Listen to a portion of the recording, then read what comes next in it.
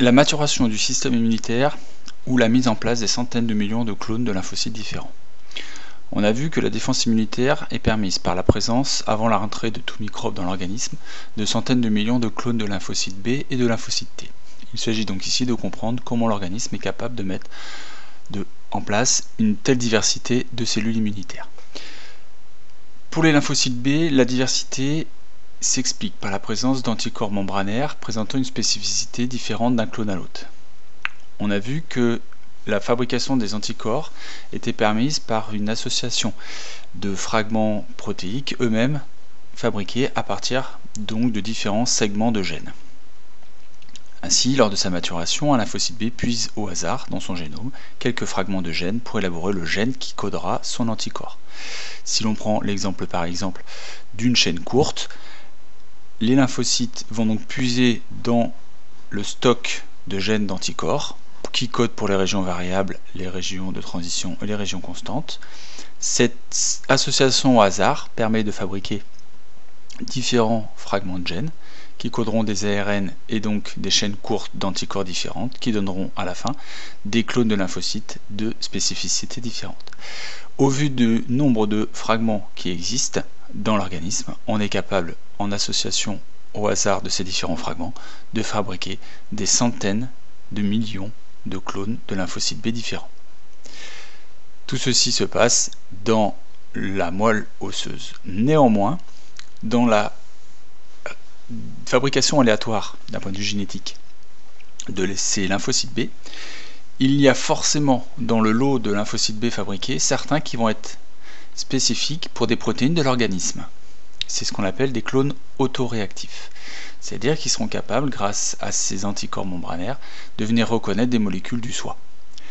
Ces lymphocytes ne doivent surtout pas partir dans la circulation sanguine au risque d'attaquer nos propres cellules.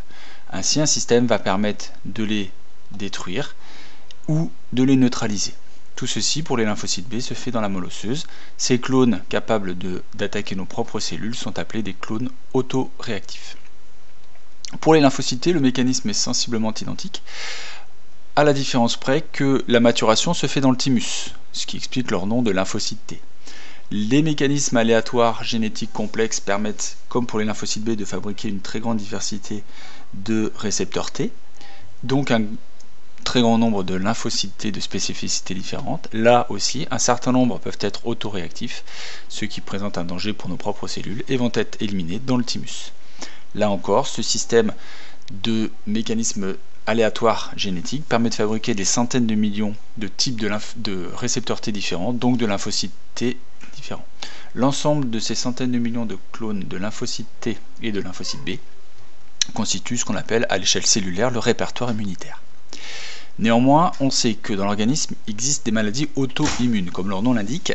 C'est donc le système immunitaire qui va en être responsable. En effet, certaines cellules immunitaires vont attaquer certaines cellules de l'organisme. Si l'on prend une des maladies auto-immunes les plus fréquentes dans la population, qui est le diabète de type 1, certaines cellules des îlots de Langerhans du pancréas vont être attaquées et détruites par des cellules immunitaires qui sont donc autoréactifs.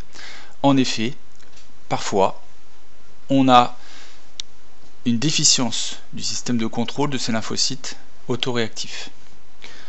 Et ces clones autoréactifs qui parfois sont seulement neutralisés, on dit qu'ils sont tolérants, peuvent, malgré le système, passer dans la circulation sanguine, c'est lorsqu'on a une déficience dans le système de contrôle justement du contrôle de ces lymphocytes tolérants.